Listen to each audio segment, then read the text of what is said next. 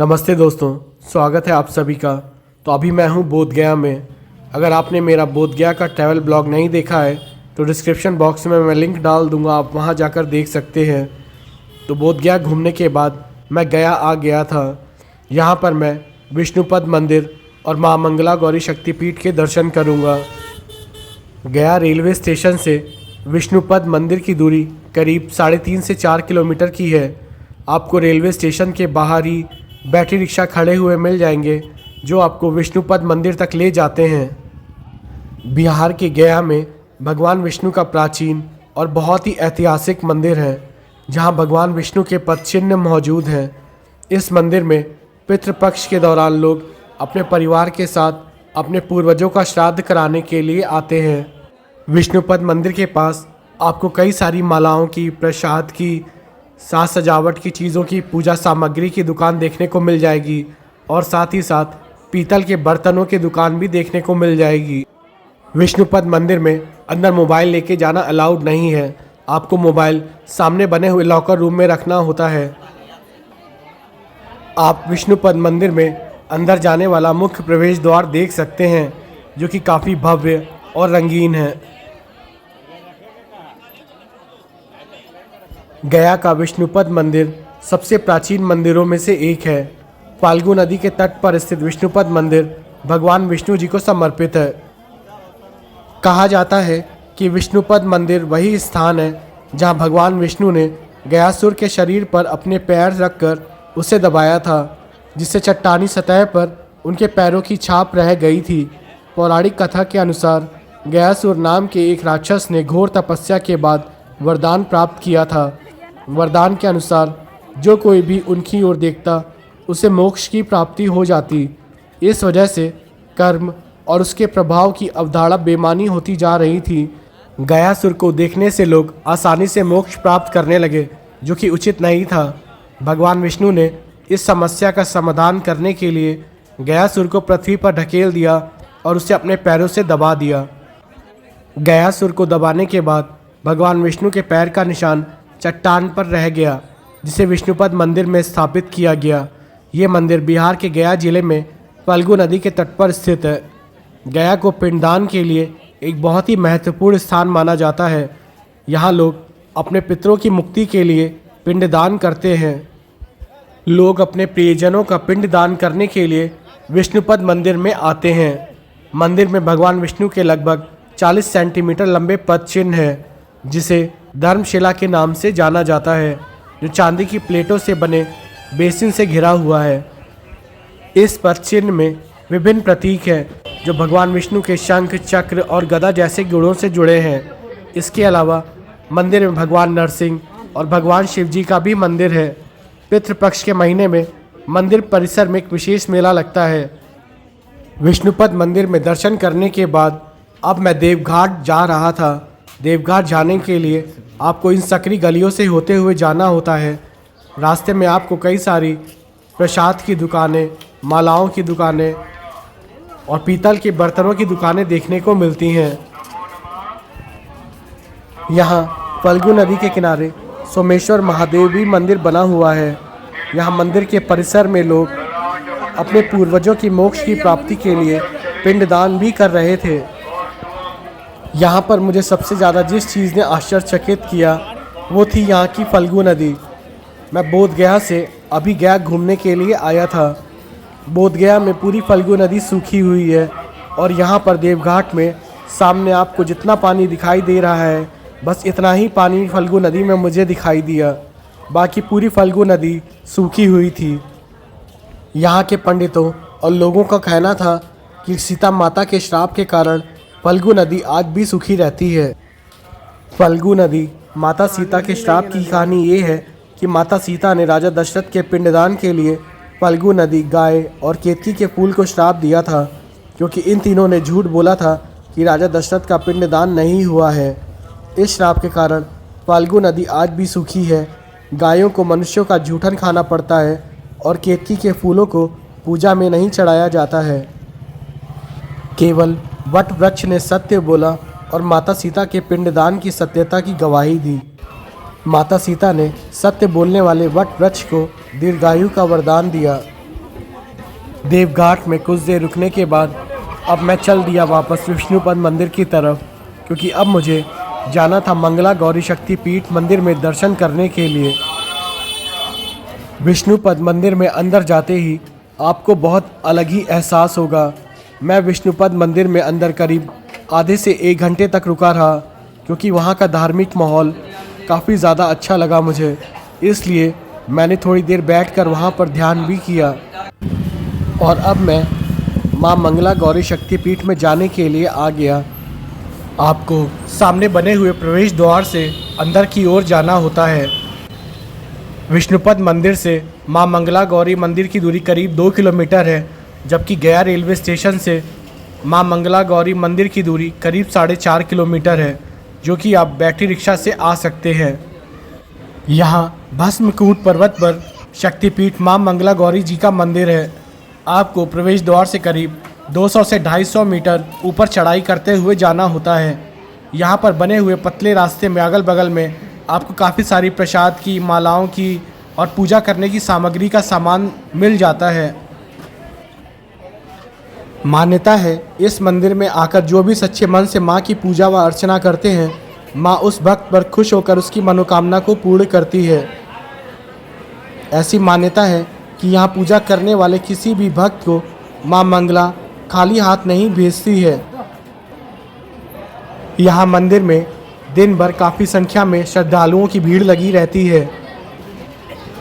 माँ मंगला गौरी शक्तिपीठ माता सती के 51 शक्तिपीठों में से एक है, जहाँ पर माता सती के शरीर का एक टुकड़ा गिरा था।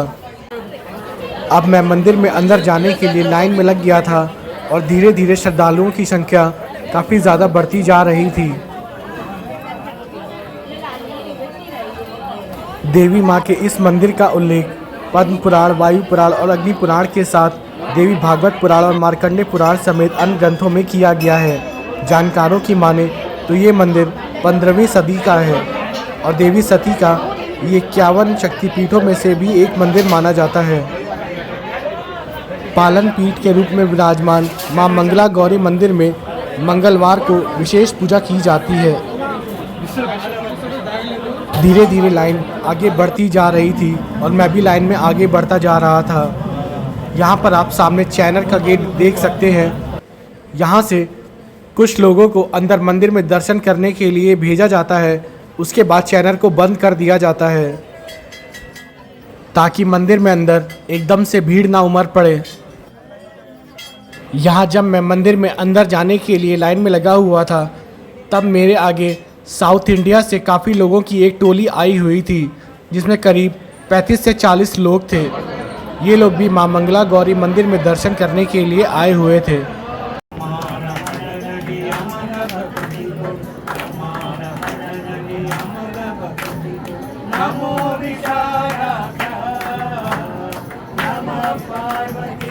मंदिर में अंदर जाने के इंतज़ार के दौरान साउथ इंडिया के कुछ सज्जन लोगों ने देवी माँ का भजन गाया। अब मैं अंदर मंदिर के पास आ चुका था।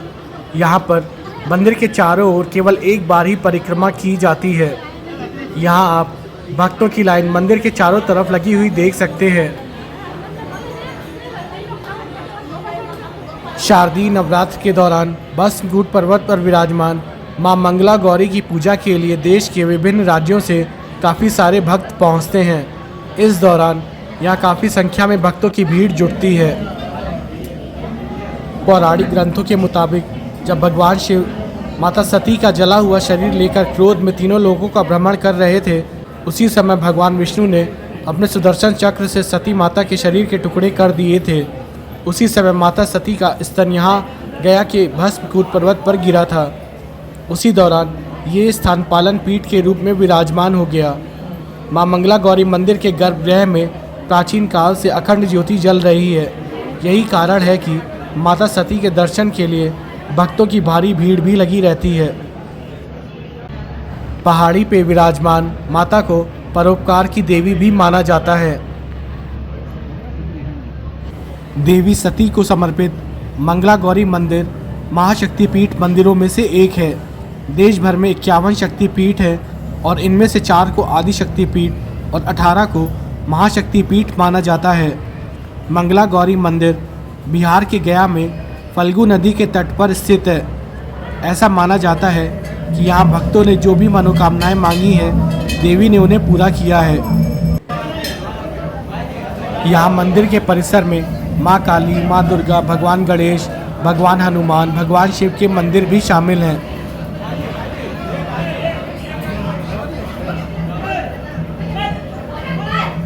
मंदिर का प्रवेश द्वार इतना छोटा है कि एक बार में केवल एक व्यक्ति ही अंदर जा सकता है। मंदिर के अंदर काफ़ी ज़्यादा अंधेरा रहता है। अब मैं अंदर मंदिर में दर्शन कर और प्रार्थना कर बाहर की ओर आ गया था। आप मंदिर के अंदर जाने वाले मुख्य प्रवेश द्वार को देख सकते हैं। एक बार में केवल एक व्यक्ति ही झुककर अंदर की ओर जा सकता है। मंदिर के गर्भगृह में काफ़ी ज़्यादा अंधेरा रहता है, परंतु यहाँ कहा जाता है सदियों से एक दीप प्रज्वलित हो रहा है जो कभी नहीं बुझता।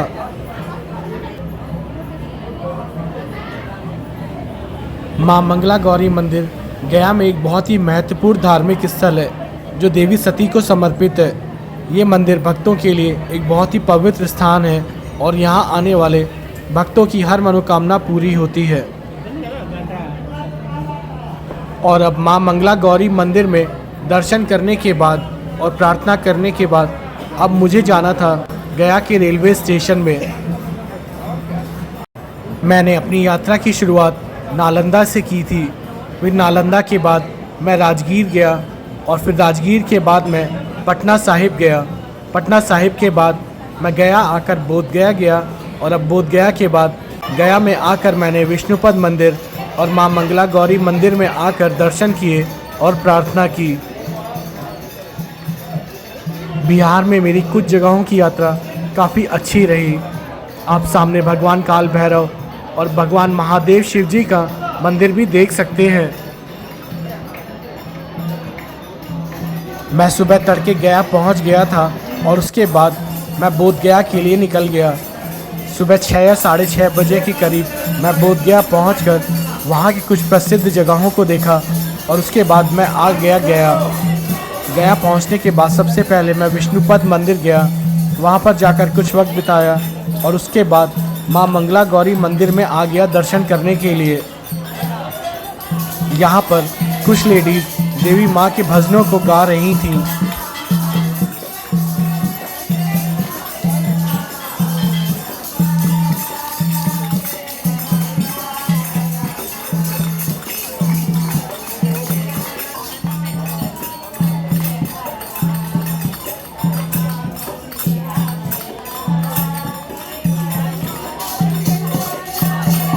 मंदिर का माहौल काफ़ी ज़्यादा धार्मिक और पवित्रता से भरा हुआ है।